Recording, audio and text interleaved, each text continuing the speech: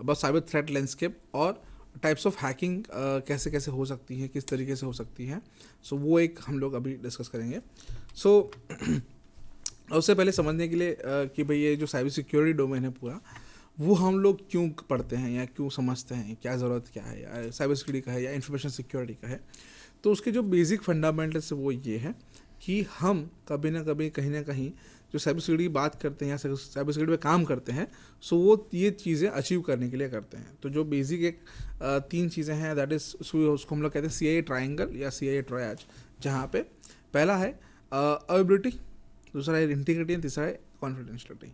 अब ये CIA, तो कॉन्फिडेंशियलिटी, इंटीग्रिटी और अवेबिलिटी, ये क्या है, इसका मतलब क्या है वो समझाता हूँ मैं आपको।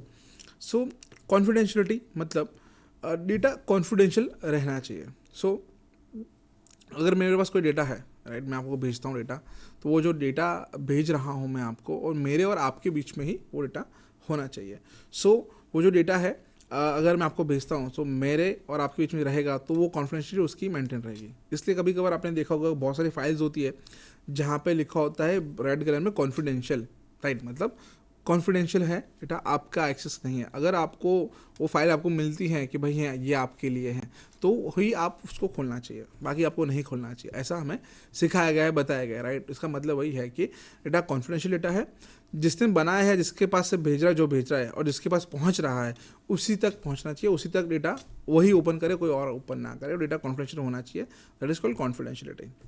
फिर है इंटीग्रिटी। अब जो मैंने डेटा भेजा है, ठीक है, वो डेटा जैसा भेजा है वैसा ही वहाँ पहुँचना चाहिए, उसके अंदर कोई चेंजेस या मॉडिफिकेशन नहीं होना चाहिए। अगर कोई भी चेंजेस या कोई भी टाइप का चेंजेस या मॉडिफिकेशन होता है, सो हम कहेंगे उसका जो इंटीग्रिटी है डेटा की, वो चेंज हो गई है, इंटीग्रिटी डेटा की लॉस हो गई है, उसको हम लोग कहते हैं इंटीग्रिटी, मतलब उसकी जो वैल्यू है वो चली गई, ठीक है। तीसरा है अवेबिलिटी, मतलब जो डेटा जब जिसके पास हम लोग भेजते, जिसको भेजते हैं या जिसके पास जाना चाहिए, तो वो जो है वो हमेशा जिसको एक्सेस होना चाहिए तो वो होना चाहिए। जैसे कि अब भाई मेरे पास इतने डेटा का एक्सेस होना चाहिए 100 फाइल्स का, तो 100 फाइल का डेटा जब मैं चाहूँ तब मेरे पास वो एक्सेस होना चाहिए, उसको हम लोग कहते हैं डेटा की अवेबिलिटी, ठीक है। ये 3 पॉइंट्स है, उसके अलावा दो और पॉइंट्स है। तीसरा है, चौथा है कि ऑथेंटिसिटी। जो डेटा जैसे मैंने आपको भेजा है, सो वो जो डेटा है वो जैसा भेजा वो होना चाहिए, प्लस ऑथेंटिक होना चाहिए, मैंने ही भेजा होना चाहिए। अगर डेटा मैंने भेजा है तो मैंने ही भेजा होना चाहिए, किसी और का डेटा नहीं होना चाहिए। जैसे कि एग्जांपल, मैंने आपको कोई डेटा भेजा है, बट किसी और पर्सन ने वो डेटा के अंदर कुछ चेंजेस मॉडिफिकेशन कर दिए, तो वो जो डेटा ऑथेंटिक डेटा था, मतलब जो होना चाहिए था, वो नहीं है। डेटा की ऑथेंटिसिटी चली गई, डेटा ऑथेंटिक नहीं है, जेन्युइन नहीं है जो मैंने भेजा था। मतलब जैसे मैंने लिखा था हाय हेलो, ठीक है, तो जब आपके पास पहुंचा तो वहाँ पे लिखा था हेलो हाउ आर यू। ऐसा कैसे हो गया? बिकॉज जो डेटा भेजा था वो चेंज हो गया, सो उसकी इंटीग्रिटी लॉस हो गई और ऑथेंटिसिटी लॉस हो गई, बिकॉज जो मैंने भेजा था ऑथेंटिक डेटा हाय हेलो वो नहीं पहुंचा है। तो वो एक इंपॉर्टेंट पार्ट है। फिर है पांचवा चीज़, दैट इज नॉन रेप्यूडिएशन। अगर मैं आपको कोई डेटा भेजता हूँ यहाँ से, मेरे यहाँ से आपके वहाँ, बाद में मैंने भेजने के बाद आपको मिल गया, आपने बोला यार ये इसमें कुछ इशू है, लोचा है, कोई प्रॉब्लम है, ठीक है, तो बाद में मेरे पास आप आएगी यार ये आपने भेजा था उसमें ऐसा ऐसा हुआ है। अब मैं बोलूँगा नहीं तो यार मैंने तो नहीं भेजा, राइट, डेटा मैंने भेजा ही नहीं है। सो अगर ऐसा होता है तो मैं अपनी बात से घूम गया, तो उसको हम लोग कहते हैं नॉन रेप्यूडिएशन। ऐसा नहीं होना चाहिए। अगर कोई डेटा भेज रहा है तो उसकी जिम्मेदारी बनती है, वही डेटा भेजा है उसने भेजा है, तो वो मेंटेन होना चाहिए। सो ये 5 मेजर पॉइंट्स है। ये सब चीज़ें अचीव करने के लिए हम लोग एक्चुअली साइबर सिक्योरिटी या इन्फॉर्मेशन सिक्योरिटी पढ़ते हैं, समझते हैं, सीखते हैं, ताकि हमारा जो डेटा है वो सिक्योर रहे। ये बेसिक फंडामेंटल्स है जिसे हमें पता होनी चाहिए। फिर है, अब जो हम लोग बात करते हैं कि भाई सिक्योरिटी की, तो उसके अंदर बहुत सारे इश्यूज भी हो सकते हैं, हम बहुत सारे प्रॉब्लम्स भी फेस करते हैं। इसमें से हैं, we can also call them as a challenges, है ना। हमारे लिए साइबर सिक्योरिटी के कौन से चैलेंज है? अगर हम लोग ये सब चीज़ें जो 5 पॉइंट्स मैंने बताए वो हम लोग अचीव करना चाहते हैं, तो अचीव करने के लिए हमें कुछ इश्यूज प्रॉब्लम फेस करने पड़ सकते हैं। तो वो नॉर्मली कौन कौन से प्रॉब्लम्स होते हैं या कौन कौन से चैलेंजेस या इश्यूज हम फेस कर सकते हैं? पहला है नेचुरल थ्रेट्स। ऐसा हो सकता है नेचुरल कैलामिटीज़ कोई भी आ सकती है, बाढ़ आ गई, ऐसा कुछ हो गया, तो हमारा जो सिस्टम था, नेटवर्क था, सेटअप था, सर्वर था, वो डैमेज हो सकता है, नेचुरल कैलामिटीज़। दूसरा थ्रेट है फिजिकल सिक्योरिटी थ्रेट। ऐसा हो सकता है कोई उसको चोरी, सिस्टम को हमारा जो जहाँ पर डेटा स्टोर किया हमने वही चोरी करके कोई भाग गया, राइट, तो वो नहीं होना चाहिए, फिजिकल सिक्योरिटी थ्रेट्स। फिर है ह्यूमन थ्रेट्स। सो ऐसा हो सकता है हमने किसी लोगों के साथ शेयर किया डेटा, उसमें से ही किसी ने एक्चुअली डेटा को चेंज कर दिया, मॉडिफाई कर दिया, तो ऐसा भी एक कुछ हो सकता है ह्यूमन थ्रेट्स, या लोग हैक कर सकते हैं ऐसा। फिर है network threats. So network threats जहाँ पर नेटवर्क एक्चुअली हैक हो सकते हैं, तो वो भी एक हमें ध्यान रखना पड़ता है। फिर होस्ट थ्रेट, जहाँ पर जो होस्ट सिस्टम है वो हैक हो सकती हैं या वो कॉम्प्रोमाइज हो सकती है, उसको हम लोग कहते हैं होस्ट थ्रेट। फिर एप्लीकेशन थ्रेट्स, जहाँ पर एप्लीकेशन हैक हो सकती हैं, तो उसको हम लोग कहते हैं एप्लीकेशन थ्रेट्स। ये सारे चैलेंजेस हैं, वहाँ से ये हैकिंग हो सकती है। फिर है इन्फॉर्मेशन वॉरफेयर, ऐसा हो सकता है जैसे हमने बात किया, हमने साइबर वॉरफेयर की, राइट। सो उसकी वजह से भी ऑब्वियसली ये हमारा चैलेंजेस है टू अचीव साइबर सिक्योरिटी। फिर है इनसाइडर थ्रेट्स। इनसाइडर थ्रेट्स मतलब लेट्स से कोई एक ऑर्गेनाइजेशन है, उसके अंदर वहाँ पे जो लोग काम कर रहे हैं, ऐसा हो सकता है कोई उसमें कोई छुपा ऐसा स्पाई हो, राइट, जो हमारे कंपनी का डेटा, हमारे इंटरनल ऑर्गेनाइजेशन डेटा बाहर कहीं बेच रहा है। तो इसको हम लोग कहेंगे इनसाइडर थ्रेट, जो भी एक बहुत बड़ा सीरियस इशू अभी आजकल है। फिर है मोटिव, गोल्स एंड ऑब्जेक्टिव्स। सो अगर ये कोई हैकर है, हैकिंग करता है ना ऑल, राइट, सो उसके किसी न किसी के मोटिव्स होते हैं, कुछ गोल्स होते हैं, कुछ ऑब्जेक्टिव्स हैं जो वो अचीव करना चाहते हैं, इसलिए ये सब हैकिंग करते हैं। इसलिए हमको पता होना चाहिए कि ये थ्रेट एक्टर्स कौन है, मतलब ये जो हैकिंग करना चाहते हैं, ये हैक कर रहे हैं, जो हम उसकी वजह से हम लोग साइबर सिक्योरिटी अचीव नहीं कर पा रहे हैं, वो कौन कौन से लोग हैं। तो हमने अभी रिसेंटली देखा डिफरेंट टाइप्स ऑफ हैकर्स, है ना, वही लिस्ट है। एजेंडास क्या है, मोटिवेशन क्या है, वो हम यहाँ पे देख रहे हैं अभी। सो नेशनल स्टेट, नेशन और स्टेट बेस्ड थ्रेट एक्टर्स हैं, उसके जियो पॉलिटिकल एजेंडाज होते हैं। साइबर क्रिमिनल्स हैं, वो प्रॉफिट कमाने के लिए वो लोग ये टाइप के साइबर क्राइम्स करते हैं, साइबर अटैक्स करते हैं। हैकटिविस्ट, अभी हमने बात किया, आइडियोलॉजिकल उनके इश्यूज हैं जो they want to achieve it. Terrorist groups, बहुत सारे टेररिस्ट ग्रुप्स हैं, अगेन उनका आइडियोलॉजी है बट वायलेंस बेस्ड आइडियोलॉजी है। थ्रिल सीकर्स, जिनको मज़ा लेना है, पता लगाना कि भाई क्या मैं ये कर सकता हूँ कि नहीं। हैकर ऐसे होते हैं बहुत सारे, जिनको ऐसा लगता है कि भाई मैं मेरी स्किल टेस्ट करना चाहता हूँ, क्या मैं ये चीज़ें अचीव कर सकता हूँ, नहीं कर सकता हूँ, क्या मैं ये चीज़ें कर सकता हूँ, नहीं कर सकता हूँ। तो अपने आप को सेटिस्फाई करने के लिए सो वो करने के लिए वो लोग करते हैं कि भाई ना मैं ये कर सकता हूँ, करके दिखाता हूँ। मोस्टली होता है एडवेंचरस लोग, एडवेंचर स्पोर्ट्स एक्वायर करते हैं, राइट, कि भाई चलो हम लोग 15,000 फीट से ऊपर से हम लोग स्काई डाइविंग करेंगे, या वहाँ से हम लोग गाड़ी लेके जाएंगे, राइट। सो ऐसे एडवेंचर्स हमें चाहिए लाइफ में, राइट। तो अभी ऐसा हैकर को भी होता है कि अब मैं क्या कर सकता हूँ, मैं क्या हैक कर सकता हूँ। सो एडवेंचर्स, थ्रिल सीकर्स, ऐसे भी हैकर्स होते हैं। फिर होता है इनसाइडर थ्रेट्स, जो मैंने बताया, जो इंटरनल डिपार्टमेंट के अंदर ये डेटा चोरी करके ऐसा कर सकते हैं, तो ऐसे भी होते हैं कुछ। फिर है साइबर थ्रेट लैंडस्केप। अभी ऐसा है कि अब हम लोग जो बात करें हैकिंग हो सकती हैं, तो हैकिंग कहाँ कहाँ हो सकती है, क्या क्या चीज़ें हैक हो सकती है, वो मैं बताता हूँ आपको। कि and starting with and points, जो नॉर्मल सिस्टम्स हैं जो हम लोग यूज़ कर रहे हैं, जैसे पर्सनल कंप्यूटर्स हैं, वर्क स्टेशंस हैं, मोबाइल फ़ोन्स हैं, रिमोट सिस्टम्स हैं जो हम लोग यूज़ करते हैं रेगुलर बिजनेस के अंदर। सो ये सारे एंड पॉइंट सिस्टम हम इसको कहते हैं, और ये सब चीज़ें हैक हो सकती हैं। फिर है सर्वर। सो कोई भी टाइप का सर्वर हो सकता है, क्लाउड बेस्ड सर्वर हो सकता है, identity and access management database, identity access management का सर्वर हो सकता है, या डेटाबेस सर्वर हो सकता है। तो ये सारे के सारे सर्वर्स भी हैक हो सकते हैं, तो वो भी एक एंड सिस्टम्स हैं जो थ्रेट के लिए हो सकती है, उसके लिए थ्रेट्स हैं हमारे लिए वहाँ पर सिक्योरिटी के। देन है आईओटी डिवाइसेस, जैसे मैं कह रहा था आईओटी डिवाइसेस हैक हो सकते हैं। अभी आजकल स्मार्ट टॉयज़ आ गए, right, so it can be hacked very easily. Smart car आ गई है, अभी ऐसा है कि आप घर बैठे बैठे यहाँ से बटन दबाओ, कार ओपन होगी, बंद होगी, आपको जो करना चाहते हो, राइट, उसको कार को ट्रैक कर सकते हो आप। स्मार्ट कार के अंदर अभी इंटरनेट भी आता है, इंटरनेट का यूज़ करके आप जो चाहे कर सकते हो कार के अंदर। सो ये जितनी भी स्मार्ट डिवाइसेज हैं, स्मार्ट कार है, ये भी हैक हो सकती है। ड्रोन्स हैं, हैक हो सकते हैं, कार्स है, हैक हो सकती है, कोई भी इलेक्ट्रॉनिक स्मार्ट डिवाइसेज है, हैक हो सकता है। Then smart grids technology mostly smart cities के अंदर एक्चुअली होती है, स्मार्ट सिटी रन करने के लिए होती है, तो ये सब भी हैक हो सकती है। सोशल मीडिया अकाउंट्स जो नॉर्मली हम लोग यूज़ करते हैं, सोशल मीडिया के अकाउंट्स, वो सारे हैक हो सकते हैं। एआई बेस्ड सिस्टम कॉम्प्रोमाइज़ हो सकती हैं। E governance systems, websites, government websites hack हो सकती हैं। नेटवर्क्स जो हैं नॉर्मली वो सारे हैक हो सकते हैं, कॉम्प्रोमाइज़ हो सकते हैं। एप्लीकेशन जैसे कि वेबसाइट्स कोई भी टाइप की, मोबाइल एप्लीकेशन कोई भी टाइप का, पीसी सॉफ्टवेयर जो सिस्टम के अंदर हम लोग यूज़ करते हैं वो सारे, ई कॉमर्स वेबसाइट्स हम लोग हैक कर सकते हैं। और एपीआईज जो हम लोग आजकल ही हर जगह बहुत जगह यूज़ करते हैं, एपीआईज वो इंटीग्रेशन के लिए होती है, कनेक्टिविटी के लिए होती है दो एप्लीकेशन के लिए, सो वो भी हैक हो सकती है। फिर है BFS sector, banking financial sectors, banking financial insurance sectors, जहाँ पे वो भी कॉम्प्रोमाइज हो सकते हैं, हैक हो सकता है, अभी जस्ट हमने थोड़ी देर पहले देखा। फिर है ह्यूमन फैक्टर्स, है ना, लोग भी हैक हो सकते हैं। अभी हम आप बोलोगे लोग कैसे हैक होते हैं, वही बताऊंगा मैं आज आपको कि हम लोग लोगों को भी हैक कर सकते हैं, इंसान को, ना, उसको हम लोग कहते हैं सोशल इंजीनियरिंग। थ्रेट वेक्टर्स, अब थ्रेट जो हमने बात की, ये सारे थ्रेट्स हैं, ये सारे एंड पॉइंट्स जो थ्रेट्स हैं, सो वो नो कैसे कॉम्प्रोमाइज़ हो सकते हैं, या उसके थ्रेट वेक्टर्स क्या हैं, क्या क्या चीज़ें हो सकती हैं, किस तरीके से हो सकती है बेसिकली। सो हम लोग मालवेयर का इस्तेमाल कर सकते हैं, रैंसमवेयर का इस्तेमाल कर सकते हैं, सोशल इंजीनियरिंग टेक्निक का इस्तेमाल कर सकते हैं, आइडेंटिटी थेफ्ट टेक्निक का इस्तेमाल कर सकते हैं, डॉस अटैक हैकर्स यूज़ कर सकते हैं हैक करने के लिए, एपीटी एडवांस पर्सनल थ्रेट्स का इस्तेमाल कर सकते हैं, जीरो डे वनरेबिलिटीज का इस्तेमाल कर सकते हैं, ओसिन टेक्निक्स का इस्तेमाल कर सकते हैं। ये सब मैं बताऊंगा थोड़ी देर में आगे कैसे होता है, क्या क्या होता है इसके अंदर। Sniffing scanning and also lack of awareness is also in threat vectors, कि भाई लैक ऑफ अवेयरनेस के जैसे मतलब आपको बेसिक चीज़ें नहीं पता, आपको ये चीज़ें पता ही नहीं कैसा होता है, इसलिए आप भी अगेन हैकिंग या ये साइबर अटैक्स के विक्टिम बन सकते हैं।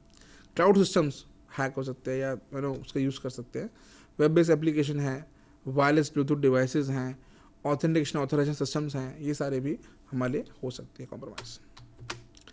अटैक वेक्टर्स, अब ये होता कैसे, तो किस टाइप के अटैक्स हम लोग कर सकते हैं, तो हम लोग कर सकते हैं ऑपरेटिंग सिस्टम अटैक, जहाँ पे हम लोग ऑपरेटिंग सिस्टम को हैक कर सकते हैं। मिस कॉन्फ़िगरेशन अटैक, जहाँ पे आपने जब अपने सर्वर कॉन्फ़िगरेशन किया आपने, तो आपने सही से नहीं किया, मिस कॉन्फ़िगरेशन रह गया उसके अंदर, तो उसका फ़ायदा उठा के मैं अटैक कर सकता हूँ, that is called miss configuration attack. Application level attack, जहाँ पर मैं जो वेबसाइट्स हैं एप्लीकेशन से, उस लेवल पे मैं एप्लीकेशन को हैक कर सकता हूँ, that is application level attack. Network insecurities, अगर आपने नेटवर्क जब सेटअप किया है सही तरीके से नहीं किया, नेटवर्क सही से सेटअप नहीं किया, नेटवर्क सही से सेटअप यूज़ नहीं कर रहे हो आप, तो हो because of such insecurities and vulnerabilities we can actually hack into networks as well. पूरा एनक्रिप्शन, आप भी वेबसाइट या सर्विसेज यूज़ करते हो जहाँ पर सही तरीके से डेटा का एनक्रिप्शन सिक्योरिटी का मेजर्स नहीं लिया गया है, तो उसकी वजह से आपका अगेन डेटा हैक हो सकता है, या हम कर सकते हैं अटैक कर सकते हैं उस तरीके से।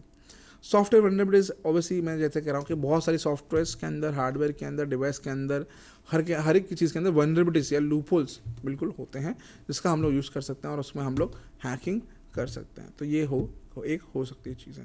फिर है वीक पासवर्ड, अगर आप पासवर्ड स्ट्रांग नहीं रखते हो, पासवर्ड सही से स्ट्रांग बनाते नहीं हो, तो उसका भी लोग फ़ायदा उठा सकते हैं। वो भी आज हम लोग डिस्कस करेंगे, कैसे पासवर्ड सही नहीं होने से या नॉर्मल सीधा सिंपल पासवर्ड होने से कैसे आपके अकाउंट्स हैक हो सकते हैं।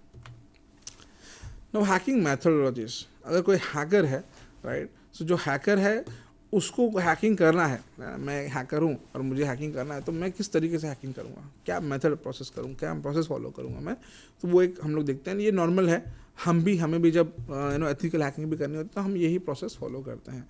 सो ये क्या है प्रोसेस, हैकिंग मैथोडोलॉजी हम लोग उसको कहते हैं। अलग अलग मेथड्स हैं हैकिंग करने के लिए।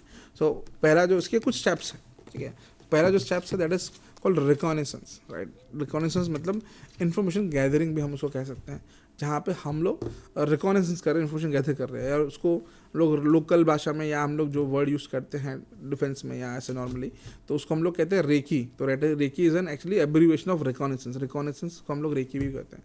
तो हम लोग रेकी करते हैं कि भाई कौन है, कहाँ है, क्या जाता है, कौन क्या घूम रहा है, किधर घूम रहा है, राइट, रिकॉनेसेंस। देन स्कैनिंग, हम लोग क्या करते हैं, स्कैन करते हैं पूरा का पूरा सामने वाले का सिस्टम नेटवर्क, एंड देन उसमें से हम लोग इन्फॉर्मेशन निकालते हैं जो हमारे काम की हो सकती है।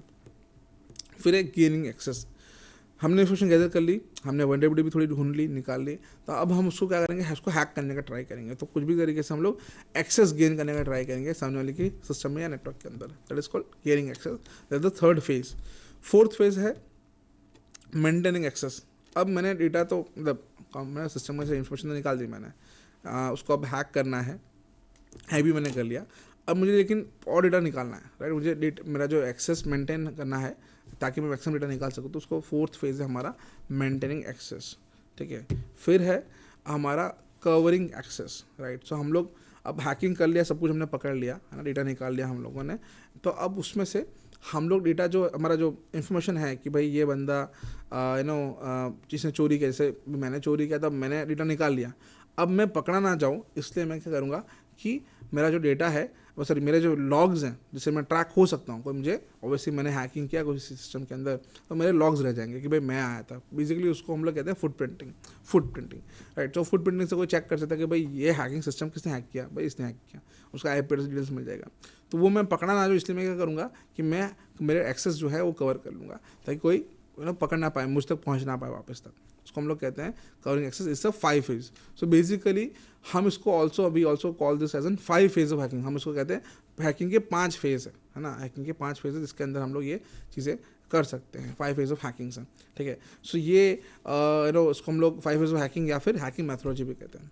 अब ये एक पुराना वर्जन था, उसका नया वर्जन एक आया है, उसको हम लोग कहते हैं साइबर किल चेन, ठीक है। साइबर किल चेन के अंदर ऐसा होता है कि यही चीज़ हमने देखी जो 5 फेज थे उसके थोड़े एक्सटेंशन वर्जन कर दिया इन लोगों ने, कि एक कंपनी ने कि भाई इसके हम लोग 7 फेज में करेंगे, 5 फेज में 7 में, अलग अलग तरीके से अलग अलग उसकी डिस्ट्रीब्यूशन कर दिया बेसिकली। सो पहला इन्फॉर्मेशन गैदरिंग था, that is a recognitions phase, that is a phase 1। Then phase 2 weaponisation, मतलब अब हम लोग हमारा हथियार, साइबर हथियार, एक आर्सेनल, साइबर आर्सेनल बनाएंगे जहाँ पे हमको किसी को हैक करना हो, सो उसके लिए एक वेपन बनाएंगे, मतलब बेसिकली मैलवेयर कुछ बनाएंगे जिसको यूज़ करके हम लोग सामने वाले को हैक कर सकते हैं, ठीक है। फिर है उसको बनाने के बाद उसको हम लोग प्लान करेंगे कि अभी इसको कैसे पहुंचाना है सामने, तो that is called delivery part, that is third phase. हम लोग एक किसी भी तरीके से ये जो मैलवेयर हमने जो बनाया है, वेपन बनाया है, अब वो हम लोग सामने के सिस्टम में पहुंचाएंगे, डिलीवरी करेंगे। तो आइदर वो मैं मेल से कर सकता हूँ, व्हाट्सअप मैसेज, लिंक्स, कुछ ना कुछ अलग अलग तरीके से मैं कर सकता हूँ, that is a third phase delivery. Then fourth phase exploitations, जहाँ पर मैं एक्सप्लॉइट करूंगा सामने वाले सिस्टम को, उसमें से डेटा निकालूंगा, राइट। सो कुछ भी करके मैं एक्सप्लॉइट करने के लिए पहले तो मैं मतलब उसके अंदर पहुंचने के लिए सिस्टम के अंदर तो अलग अलग मेरे टेक्निक्स होंगी, ये मेरे पेलोड होंगे, मेरी स्क्रिप्ट्स होंगी, जिसका इस्तेमाल करके मैं सामने वाले सिस्टम में जा पाऊंगा। फिर नेक्स्ट स्टेज है that is installation of our control and command centres. सो हमारे जो मेलवेयर्स हैं उसको वहाँ सेटअप करना कुछ भी करके, ताकि हम जब चाहे उसमें से डेटा निकाल सकें। फिर 6th स्टेज है that is control and command centre. तो हमारा कंट्रोल कमांड सेंटर है वो हम लोग सेटअप करेंगे, ताकि जब चाहे हम जितना चाहे जैसा चाहे हम लोग डेटा वहाँ से निकाल सकते हैं, और जब चाहे डेटा उसमें से हम लोग हटा सकते हैं, ऐसा। देन लास्ट फेज है एक्शंस। सो लास्ट फेज के अंदर हम लोग एक्शन लेते हैं, मतलब बेसिकली साइबर अटैक जो हमें करना चाहते हैं वो हम लोग करेंगे, एंड जो हमारे ऑब्जेक्टिव्स हैं वो हम लोग ऑब्जेक्टिव्स अचीव करने का ट्राई करते हैं, that is cyber kill chain. ना जो मैं बताया था रिकॉनिसेंस। सो रिकॉनिसेंस अगर हम लोग देखने जाए आज के दिन में, अगर हम लोग बॉर्डर पे हो और हमको रेकी करनी है, हम पता लगाना कि सामने वाले बॉर्डर की उस तरफ क्या हो रहा है, तो ऐसा कुछ सेटअप होगा, हमारे पास एक अच्छा खासा कैमरा होगा, and then we are doing recce and we are gathering information कि भाई क्या हो रहा है वहाँ पे, कौन लोग हैं, कितने लोग हैं, क्या कर रहे हैं, उनका टाइमिंग्स क्या है, सुबह से लेकर शाम तक जो भी है, राइट। ये नॉर्मल वॉर वाला सिनेरियो है या नॉर्मल फिजिकल सिक्योरिटी वाला सिनेरियो, राइट, सिक्योरिटी वाला सिनेरियो। सेम सिनेरियो अगर हम लोग बात करें ऑनलाइन, तो हम लोग भी उसका भी हम लोग करते हैं रिकॉनेसेंस, इन्फॉर्मेशन गैदरिंग करते हैं, राइट। सो हम लोग हमारा जो टारगेट सिस्टम है या टारगेट लोग है या टारगेट कंपनी है, टारगेट ऑर्गेनाइजेशन है, सो उसके बारे में हम लोग इन्फॉर्मेशन गैदर करना शुरू करेंगे, रिकॉनेसेंस करेंगे कि भाई वो कंपनी है तो कंपनी में कितने लोग हैं, क्या करते हैं, कौन कौन लोग हैं, किस तरीके से काम करते हैं, उनका ऑफिस का टाइमिंग क्या है, राइट। वो सारी की सारी हम लोग इन्फॉर्मेशन गैदर करते हैं, उसको हम लोग कहते हैं रिकॉनेसेंस फेज, ठीक है। तो ये हमारा एक फेज है रिकॉनेसेंस, जहाँ पे इन्फॉर्मेशन गैदरिंग हमारा टास्क रहता है। सो ये भी एक टाइप का बेसिकली अटैक है, information gathering scanning attack, because अभी आपको पता है सामने वाले का सिस्टम के अंदर क्या क्या हो रहा है, क्या नहीं हो रहा है, राइट। अलग टेक्निक से आप ये सब कर सकते हो, इसमें सारे टूल्स आप इस्तेमाल कर सकते हो, सॉफ्टवेयर इस्तेमाल कर सकते हो, बहुत सारे टेक्निक्स बहुत सारे इस्तेमाल कर सकते हो। सो एग्जाम्पल देता हूँ मैं, लेट्स से कि एक कंपनी है एंड वो कंपनी सुबह से शाम तक चलती है, it's a normal IT company, and मुझे वो सिस्टम मतलब कंपनी हैक करनी है, ठीक है। तो मैं क्या करूँगा कि मैं सुबह से पहुँच जाऊँगा कंपनी के सामने, सुबह से लेके शाम तक बैठूंगा, रात तक बैठूंगा कि भाई 24 घंटे में कंपनी के अंदर क्या होता है, कौन लोग आते हैं, कब आते हैं, कैसे आते हैं, क्या करते हैं, उसमें सिक्योरिटी का पर्सपेक्टिव क्या है। जैसे कि अभी लोग आते हैं तो भाई आईडी कार्ड लेके आते हैं, बिना आईडी कार्ड के आते हैं, आईडी कार्ड लेके आते हैं तो आईडी कार्ड कैसा है, कैसा दिखता है, क्या उसके अंदर NFC है, मतलब सिक्योरिटी पर्सपेक्टिव है कि नहीं है, बिना खाली दिखा के चल जाएगा काम, किसी और का मैं ऐसा नकली बना दूँ चलेगा, या कोई और चीज़ वेरिफिकेशन का प्रोसेस है आईडी कार्ड के अंदर भी, राइट। ऐसा होता है आजकल कि आजकल आईडी कार्ड होता है एक NFC बेस होता है, आप एक मशीन होता है उसमें ऐसा वेव करो तभी आपका एंट्री होगा, तभी आप जा पाओगे, राइट। तो ऐसे भी कार्ड आजकल आ गए सिक्योरिटी के लिए, वो है। फिर या फिर ऐसा हो सकता है एक सिस्टम आता है जिसमें आप फिंगरप्रिंट डालो, पंच करो, तभी आप एंट्री हो गया, कि एंट्री हो गया तो आप अंदर जा सकते हो, ऐसा, राइट। सो बायोमेट्रिक सिस्टम्स होते हैं, राइट, ये सब। सो ये सारी चीज़ें मैं चेक करूँगा, देखता रहूँगा, ध्यान रखूँगा कि भाई क्या क्या हो रहा है, कैसे हो रहा है, और ये किस तरीके से हो रहा है, राइट। तो ये सारे वेरिफिकेशन मैं करूँगा, इन्फॉर्मेशन गैदर करूँगा कि भाई सुबह से शाम तक कौन कौन आता है, कौन जाता है, जो एम्प्लॉय है उसके अलावा स्टाफ कौन कौन सा है, सिक्योरिटी गार्ड कितने हैं, सुबह सिक्योरिटी गार्ड कितने बजे आता है, शाम को कितने बजे आता है, कौन सिक्योरिटी गार्ड है, क्या करता है, उसका नाम क्या है, ये सारे की सारी इन्फॉर्मेशन गैदर करूँगा। फिर अब उसके जो कंपनी में एम्प्लॉय है वो कौन कौन है, क्या क्या नाम है, क्या क्या काम है, क्या करते हैं, टी ब्रेक कितने होता है, लंच ब्रेक कितने बजे होता है, ये सारी इन्फॉर्मेशन मैं गैदर करूँगा। वहाँ से मैं जब मुझे चांस मिलेगा तब मैं इसमें से या तो फिजिकल चोरी या फिर मैं ऑनलाइन चोरी का ट्राई करूँगा या चोरी करने का ट्राई करूँगा, ठीक है। सो ऐसे भी इंसिडेंट्स देखने को हमको मिलते हैं। तो ये सब चीज़ें हैं, उसको हमारा it's a phase called reconnaissance phase और इन्फॉर्मेशन गैदरिंग फेज। तो यही चीज़ें हम लोग ऑनलाइन ऑफलाइन दोनों भी कर सकते हैं अगर हैकिंग करना हो तो।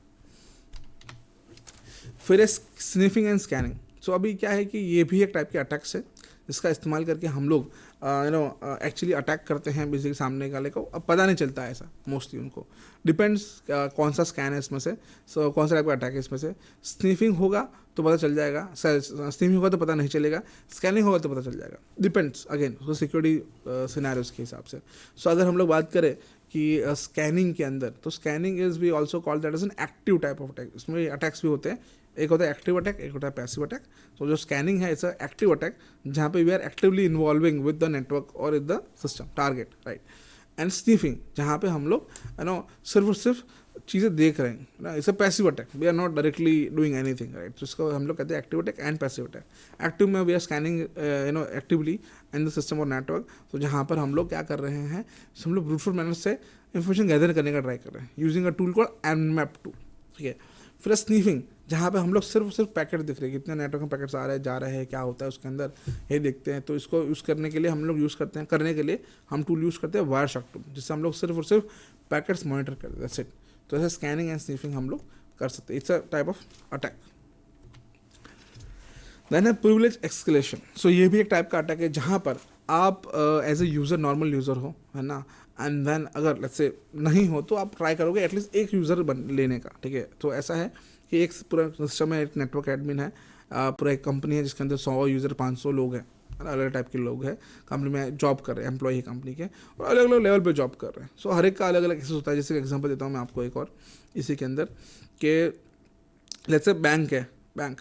सो बैंक के अंदर अभी एक होता है नॉर्मल, जो एक प्यून होता है, उसके पास तो कंप्यूटर नहीं होता है बट फिर भी वो होता है, या उसके साथ में ऐसा ही कोई होता है जो सिस्टम, इसके पास सिस्टम होता है या लिखे बैठा होता है कि भाई हाँ हाँ बताओ क्या है क्या नहीं है। फिर एक होता है कि भाई नॉर्मल क्लर्क होता है, ठीक है। फिर होता है एक जो कैशियर है, बैंक में बैठा है, वो ट्रांजेक्शन कर रहा है, वो सब कर रहा है, राइट। फिर होता है एक ऊपर मैनेजर उसका, फिर उसके बाद ब्रांच मैनेजर, फिर प्रोविजनल मैनेजर। सो हर एक अलग अलग लेवल के लोगों के पास अलग अलग टाइप का एक्सेस होगा, राइट। जो आगे काउंटर पर बैठता है उसके पास एक्सेस नहीं होगा, सारे जितने भी बैंक में जितने भी लोगों का बैंक अकाउंट है सबका अकाउंट एक्सेस नहीं कर सकता, लेकिन बैंक मैनेजर कर सकता है, राइट। बैंक मैनेजर के पास इंडिया के अंदर जितने भी लोग हैं जिनके बैंक अकाउंट है, SBI एग्जांपल SBI है, तो SBI बैंक में जितने लोग का अकाउंट है वो सबका देख सकता है, राइट।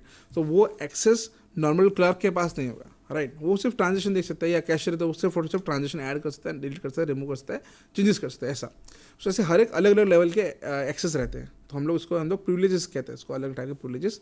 और जब अगर मुझे अटैक करना है तो मैं क्या करूँगा, छोटे से जो एकदम मिनिमम एक्सेस है, बिकॉज उसमें सिक्योरिटी कम होगी, राइट। जो मिनिमम सिस्टम है, जो सिस्टम है जिसमें मिनिमम एक्सेस है, मिनिमम परमिशन है, मैं वहाँ से शुरू करूँगा।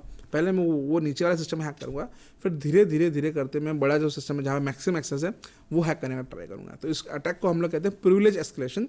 इसमें दो टाइप के अटैक हो सकते हैं, एक है लैटरल और एक है हॉरिजॉन्टल। सो वर्टिकल या हॉरिजॉन्टल। तो वर्टिकल मतलब नीचे से ऊपर तक परमिशन का हैक, और एक होता है हॉरिजॉन्टल मतलब उसी नेटवर्क में वही सिस्टम में, जैसे कि अगर मैं प्रोविजन हूँ, अगर मैंने किसी प्रोविजनल बैंक मैनेजर का अकाउंट हैक किया है, प्रोविजनल मैनेजर का, तो मैं बाकी जितने भी प्रोविजनल मैनेजर के अकाउंट हैक करता हूँ तो वो हुआ हॉरिजॉन्टल प्रिविलेज एस्केलेशन अटैक, ठीक है। और अगर मैं क्लर्क का सिस्टम हैक कर रहा हूँ, वहाँ से धीरे धीरे करता करता मैं पहुँचा ऊपर तक बैंक मैनेजर या प्रोविजनल मैनेजर तक का, so that is an vertical privilege escalation attack.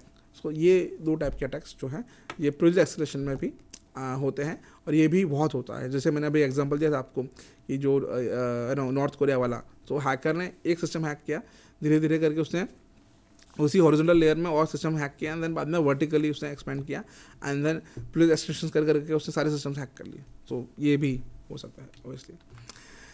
फिर है नेक्स्ट अटैक। सो ये अलग अलग टाइप के अटैक्स बता रहा हूँ मैं, cyber security techniques, hacking techniques बता रहा हूँ मैं आपको। उसमें से नेक्स्ट है सोशल इंजीनियरिंग।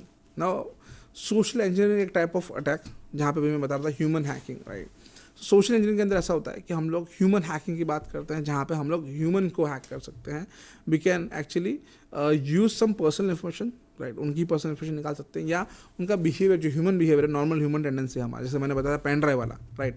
नॉर्मली आपको रोड से पेन ड्राइव मिलेगी, आप उठा के घर पे लेके जाओगे, नॉर्मल ह्यूमन टेंडेंसी, राइट। कोई भी फ्री चीज़ मिल रही है आपको, राइट, तो आप लोगे, ऐसा नहीं कि अभी फ्री की चीज़ नहीं चाहिए, ऐसा कभी नहीं होने वाला, राइट। सो हमेशा ये नॉर्मल ह्यूमन टेंडेंसी है, फ्री की चीज़ें हैं, ऐसा कुछ कोई भी लशियस चीज़ें हो सकती है, डिपेंड्स, राइट। कोई भी आपको कह सकते हैं बहकावा आपको मिल सकता है, राइट, अलग अलग तरीके से। सो ये एक सोशल इंजीनियरिंग हम इसको कहते हैं।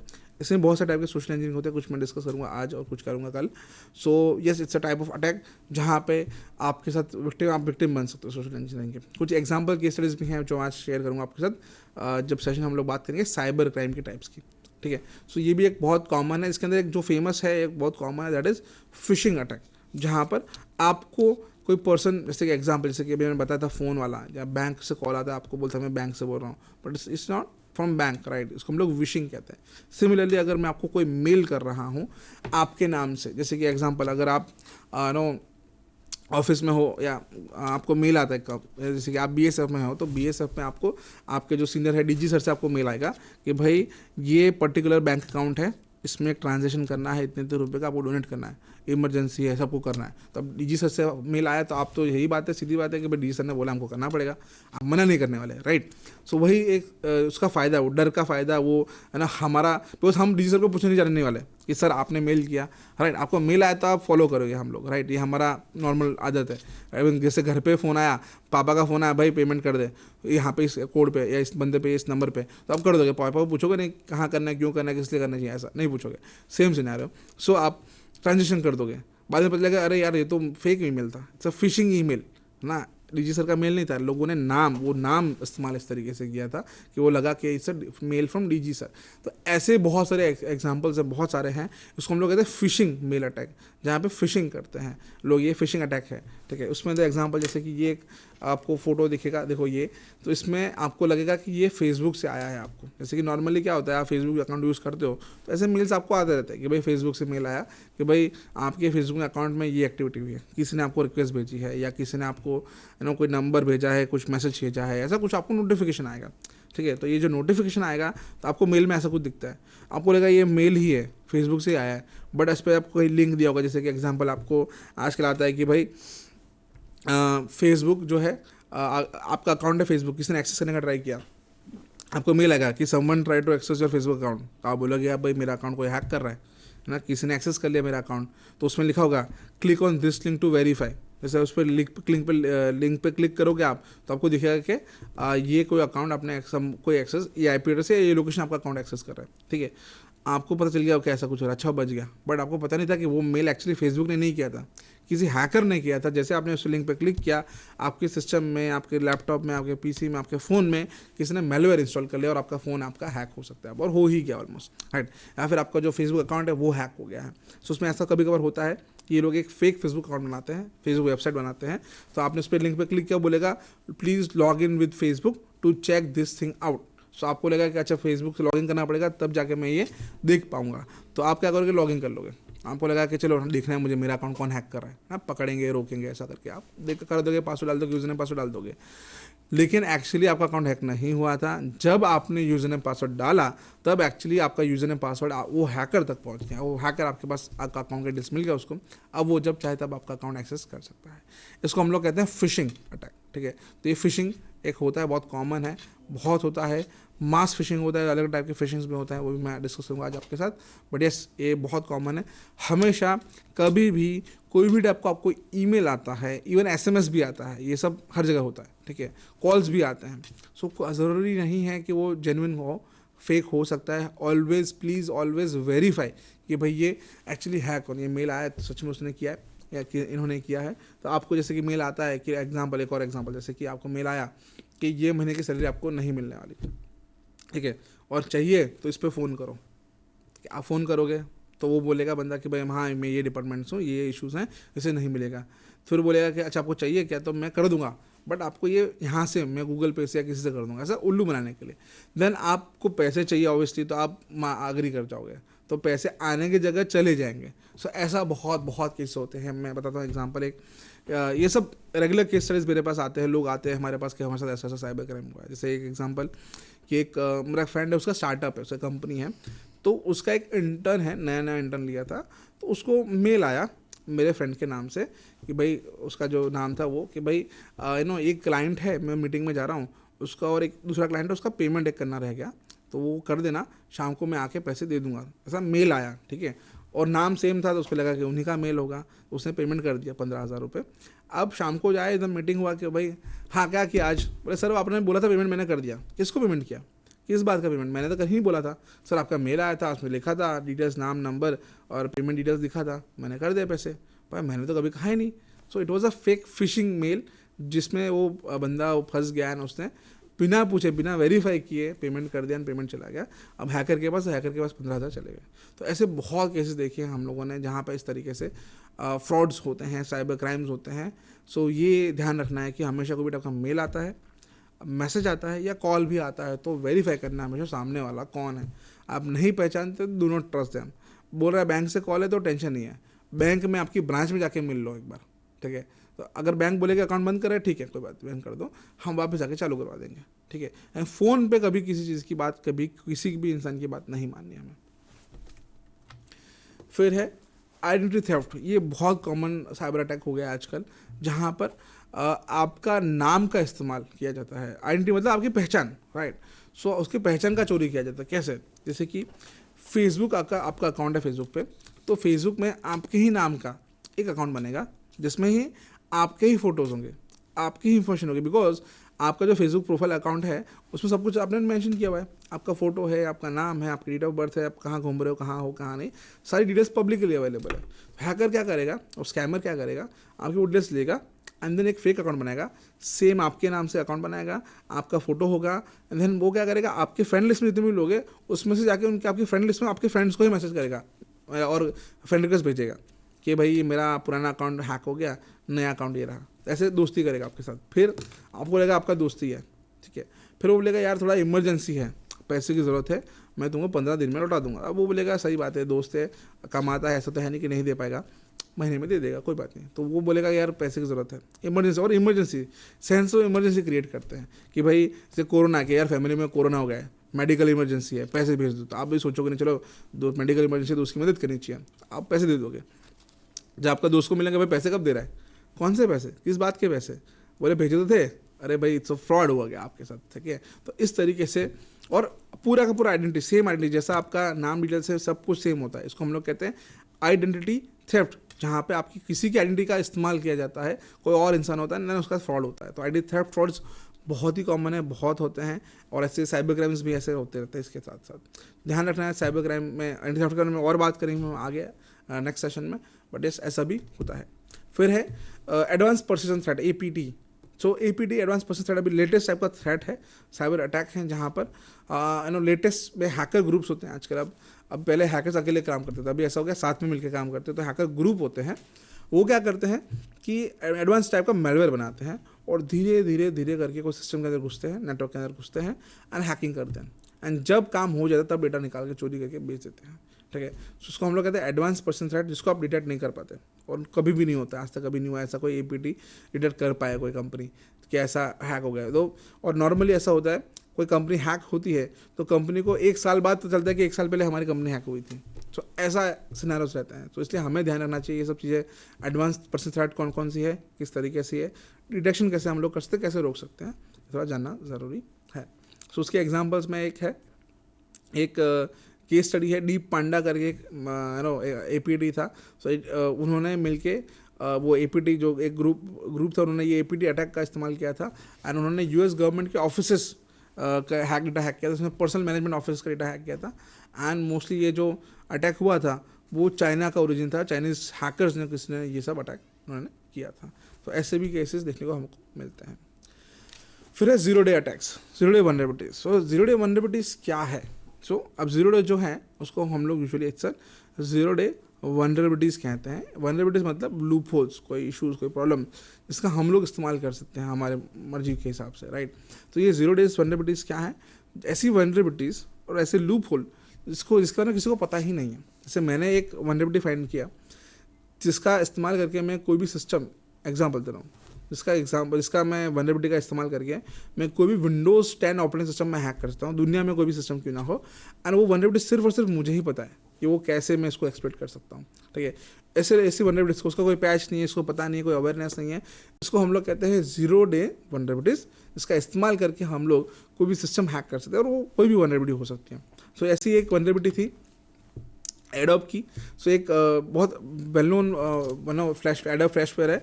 सो अभी ऐसा है कि दुनिया में कोई भी ब्राउज़र क्यों ना यूज़ कर रहे हो आप, चाहे वो आपका माइक्रोसॉफ्ट का कोई एज यूज़ कर रहे हो, गूगल क्रोम यूज़ कर रहे हो या मोजिला फायरफॉक्स यूज़ कर रहे हो, हर एक ब्राउज़र के अंदर बाय डिफ़ॉल्ट ये एडोब फ्लैश प्लेयर जो है वो एक्चुअली बाय डिफ़ॉल्ट आपके ब्राउज़र के अंदर होता है।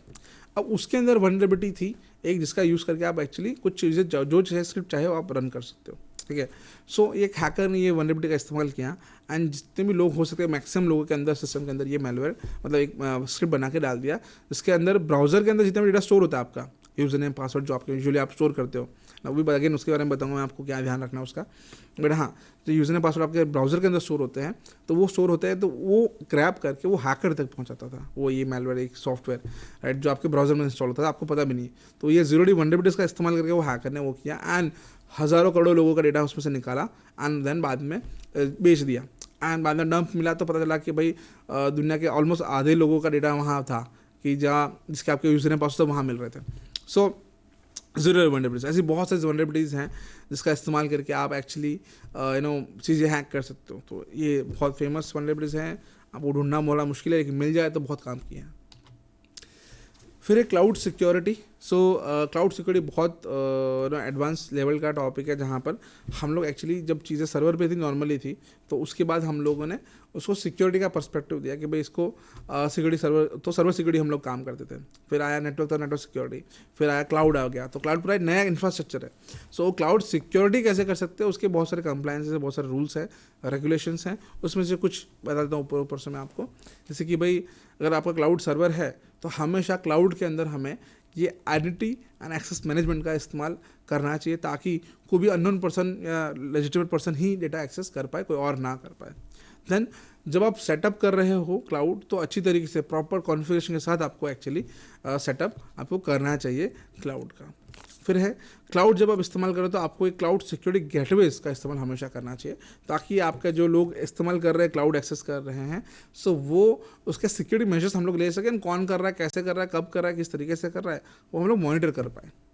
फिर एक क्लाउड बेस्ड फायरवॉल, अभी ये भी आता है, पहले आता था नेटवर्क बेस्ड फायरवॉल, है ना, अब आता है क्लाउड बेस्ड फायरवॉल का क्लाउड सिस्टम जो हमारा है सेटअप, हमने जो किया है सेटअप, तो उसकी फायरवॉल, ताकि हम लोग मॉनिटर करते रहे पैकेट्स एंड ऑल, कुछ आए इश्यूज़ आए तो वो हम लोग रिजॉल्व कर पाए फायरवॉल का इस्तेमाल करके। फिर है डेटा एंक्रिप्शन। सो डेटा जब हम लोग डेटा स्टोर कर रहे हैं क्लाउड के अंदर, तो हमेशा डेटा हमारा एंक्रिप्टेड डेटा ही हमें स्टोर करना चाहिए। ओपन डेटा रखोगे, क्लाउड हैक हो गया, डेटा चला गया, लीक हो गया, सारे यूजर ने पासवर्ड सीधे सीधे मिल जाएंगे।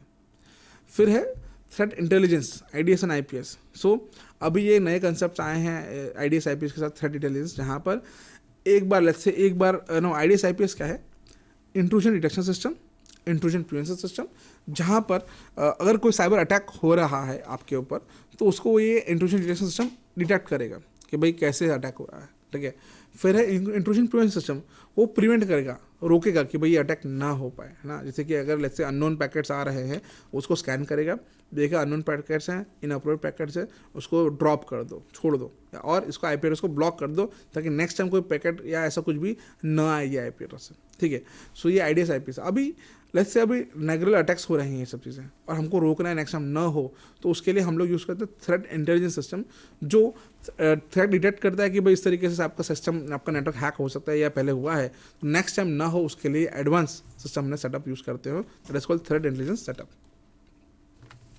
फिर है वाईफाई हैकिंग। सो अभी कोई भी टाइप के वाईफाई डिवाइसेस आप यूज़ करते हो या इंटरनेट यूज़ करते हो, वाईफाई राउटर आता है, राउटर सेटअप करके आप फिर वाईफाई उसमें कनेक्ट करते हो, इंटरनेट कनेक्ट करते हो और यूज़ करते हो। सो आपका जो ये वाईफाई राउटर है, पहली बात तो वो हैक हो सकता है। ठीक है, फिर जो वाईफाई डिवाइसेस हम यूज़ करते हैं, जैसे मोबाइल है, मोबाइल में आप क्या करोगे, वाईफाई चालू करोगे, ओपन करोगे एंड कोई भी वाईफाई आप कनेक्ट कर लोगे। ठीक है, फ्री वाईफाई मिल रहा है, चलो कर ले। जैसे रेलवे स्टेशन पे गए, फ्री वाईफाई मिलता है, अब बस स्टॉप पे गए, फ्री वाईफाई मिलता है, कहीं भी यहाँ फ्री वाईफाई मिलता है। पहली बात तो फ्री में वैसे कुछ नहीं मिलता है। ठीक है, तो अगर आप पैसे नहीं दे रहे हो लेकिन आपका डेटा दे रहे हो, राइट, सो वो बहुत रिस्की मैटर है। राइट। तो इसलिए हमेशा ध्यान रखना है कि ये सब में कनेक्ट नहीं करना है, फ्री वाईफाई के चक्कर में नहीं पड़ना है। एंड करते हो तो आपको VPN का इस्तेमाल करना चाहिए, और डेटा जो है आपका एनक्रिप्ट हो वो ध्यान रखना चाहिए। और ये जो वाईफाई है ना, तो वो हमेशा जब ज़रूरत नहीं हो तो उसको ऑफ कर दो, हमेशा ऑन नहीं होना चाहिए। अगर आपका वाईफाई ऑन है, राइट, आपको ज़रूरत, आप कुछ और यूज़ नहीं कर रहे, वाईफाई ऑन है, आपका ध्यान नहीं है आपका, सो मेरा जो डिवाइस है मैं सेम नाम रखूँगा, सेम पासवर्ड रखूँगा जो कॉमन होते हैं, ऑटोमेटिकली आपका जो फ़ोन है मेरा वाईफाई कनेक्ट कर लेगा, और मेरा वाईफाई आप जैसे कनेक्ट होना तो मैं आपका फ़ोन हैक कर सकता हूँ, ठीक है। तो ऐसे डिवाइसेस है, मेरे पास भी है ऐसे डिवाइसेस, मार्केट में मिलते हैं जहाँ पे मैं आपके फ़ोन है ना हैक कर सकता हूँ जस्ट कनेक्टिंग वाईफाई। तो मेरे पास वाईफाई हैं ऐसे कुछ जिसमें कॉमन नाम कॉमन पासवर्ड मैं यूज़ कर सकता हूँ, और ऑटोमेटिकली आपको फ़ोन कनेक्ट कर लेगा वो फ्री वाईफाई। और या फिर आप कर सकते हो, जैसे कि आप कहीं घूमने गए और आपको वो यार इंटरनेट चाहिए, तो आप क्या करोगे, फ्री इंटरनेट के चक्कर में आप वो जाओगे वेबसाइट, उसमें फ़ोन में जाओगे, फ्री वाईफाई देखोगे, मिल गया वाईफाई, कनेक्ट कर लोगे। जैसे कनेक्ट किया, आपके सिस्टम के आपके जो फ़ोन के अंदर है वो मैंने मेरा मेलवेयर डाल दिया, आपका फ़ोन मैंने हैक कर लिया या आपका लैपटॉप हैक कर लिया। तो ऐसा हो सकता है फ्री वाईफाई के चक्कर में, सो वो ध्यान रखना है। देन या इवन वाईफाई भी हम लोग हैक कर सकते हैं, वो भी एक बहुत इजी है, कुछ ऐसा बड़ी बात नहीं है। फिर है ब्लूटूथ हैकिंग। सो हम लोग कोई भी वाईफाई डिवाइस है, पहली बात तो हम कोई भी हैक कर सकते हैं, इंटरनेट बेस्ड वाईफाई डिवाइसेस या वाईफाई डिवाइसेस, राउटर है, ये सब हैक हो सकता है आराम से। फिर ब्लूटूथ डिवाइसेस, सो कोई भी टाइप का ब्लूटूथ डिवाइसेस हैं जो हम लोग यूज़ करते हैं, अभी सब कुछ ब्लूटूथ अनेबल्ड है, चाहे आप लोग स्मार्ट वॉच पहन रहे हो वो है, फिटबिट बैंड्स हैं, मोबाइल फ़ोन्स उसके अंदर ब्लूटूथ आता है, एंड मोस्टली सबका ब्लूटूथ ऑन रहता है, तो वो एक है। स्मार्ट टीवी है, उसके अंदर ब्लूटूथ आता है। फिर अभी लैपटॉप है, उसके अंदर ब्लूटूथ आता है। अभी स्मार्ट लाइट आती है, उसके अंदर ब्लूटूथ आता है। हेडफोन आते हैं, उसमें ब्लूटूथ आता है। और जितनी भी चीज़ें अभी हम यूज़ करें, सब कुछ हर चीज़ के अंदर ब्लूटूथ आता है। और ये सारी जितनी भी ब्लूटूथ डिवाइसेस ऑन रहते हैं अगर, ठीक है, तो हम चाहे तो उसको हैक कर सकते हैं। तो मेरे पास अगेन उसके लिए मेरे पास अलग से डिवाइस है, इसको मैं मेरे लैपटॉप में कनेक्ट करता हूँ, आपको देखूंगा आपका डिवाइस ऑन है, चालू है, मैं कनेक्ट करूँगा, हैक कर लूँगा, आपको डेटा निकाल लूँगा वहाँ से। तो ऐसा भी हो सकता है, एंड हुआ भी है। तो कोई भी ब्लूटूथ डिवाइस है, ऑन है, तो बंद कर दो ना। अगर किसी सर्विस की ज़रूरत नहीं है, ब्लूटूथ है, वाईफाई है, NFC है, ये सब अनेबल, डिसेबल कर देना चाहिए, बंद करना चाहिए, अनेबल नहीं रखना चाहिए। तो ये हैक हो सकते हैं, Bluetooth devices, wifi devices hack हो सकते हैं। फिर है IoT बेस्ड डिवाइसेस। सो IoT सिक्योरिटी बहुत बड़ा टॉपिक है, बट यस मैं कहूँगा कि आपके पास अगर IoT बेस्ड अनेबल्ड डिवाइसेस हैं, स्मार्ट डिवाइसेस हैं, तो वो हैक हो सकते हैं। उसको ध्यान से यूज़ कीजिए और ध्यान रखिए उसका। फिर and point security. So and point security से मैंने बताया था अभी एंड पॉइंट डिवाइसेस के बारे में, personal computer devices, phones, office devices, इसको हम लोग कहते हैं एंड पॉइंट डिवाइसेस। सो ये हैक हो सकते हैं, तो उसके लिए हमको प्रिवेंशन क्या लेने चाहिए। तो हमेशा वेबसाइट प्रोटेक्शन, वेब प्रोटेक्शन रखना चाहिए हमें, नेटवर्क एक्सेस कंट्रोल हमेशा रखना चाहिए, एप्लीकेशन कंट्रोल हमें रखना चाहिए, कौन सी एप्लीकेशन इंस्टॉल होनी चाहिए, कौन सी नहीं होनी चाहिए नेटवर्क के अंदर, वो हमें ध्यान रखना चाहिए। डिवाइस, हर एक डिवाइस का खुद का एक अलग से प्रोटेक्शन होना चाहिए। डेटा लॉस प्रोटेक्शन एक प्रोटोकॉल, एक सॉफ्टवेयर भी आज के आते हैं। तो आप डेटा अगर हैक हो गया, लॉस हो गया, तो वो लॉस ना हो, और बैकअप रखने के लिए हमें ये data loss protection system setup होना चाहिए। और इंसाइडर थ्रेट प्रोटेक्शन, ऐसा हो सकता है कि हमारे सिस्टम या हमारे नेटवर्क में से कोई बंदा हमारे डेटा की चोरी करके कहीं और भेज रहा है, तो वो ना हो, इसलिए हमें इंसाइडर थ्रेट प्रोटेक्शन सिस्टम भी सेटअप करना चाहिए। फिर मोबाइल डिवाइस हैकिंग। सो आपके जो फ़ोन्स हैं, हम लोग जो रेगुलर यूज़ करते हैं, बहुत आराम से, बहुत आसानी से ये हैक हो सकते हैं। जैसे हमेशा ध्यान रखना है कि भाई आपका फ़ोन है, पहली बात तो किसी अननोन पर्सन को नहीं देना, कभी नहीं देना है। जैसे आप कहीं खड़े हो और आपको कोई आता है, बोलता है यार मुझे थोड़ा इमरजेंसी मदद चाहिए आपकी, मेरा फ़ोन खो गया है, मुझे मिल नहीं रहा, आपका फ़ोन दीजिए, मैं फ़ोन करता हूँ। या मैं खो गया हूँ, मैं शहर में नया हूँ, मैं किसी को पहचानता नहीं हूँ, आपका फ़ोन दीजिए, मुझे फ़ोन करना है। ऐसा कभी नहीं करना है, आपका फ़ोन कभी भी किसी को नहीं देना है। किसी के हाथ में, आपका फ़ोन किसी के हाथ में नहीं जाना चाहिए, ठीक है। आप अपने शादीशुदा तो वाइफ को दे सकते हो, ठीक है, लेकिन वो भी आप नहीं देते मोस्टली, राइट। तो आप सोचो, आप अपने वाइफ को फ़ोन नहीं देते अपना, तो आप कैसे किसी अननोन पर्सन को फ़ोन दे सकते हो।